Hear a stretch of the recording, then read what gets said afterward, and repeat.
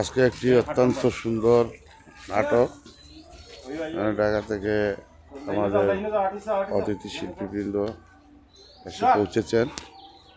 আমরা আজকের এই অনেক সুন্দর একটি গল্প নিয়ে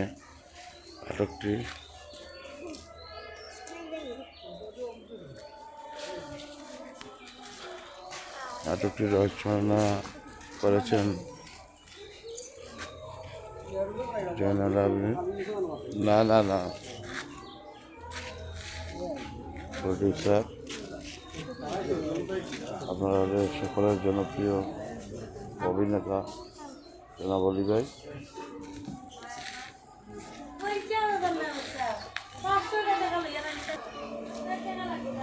আমি আছি আপনাদের সাথে।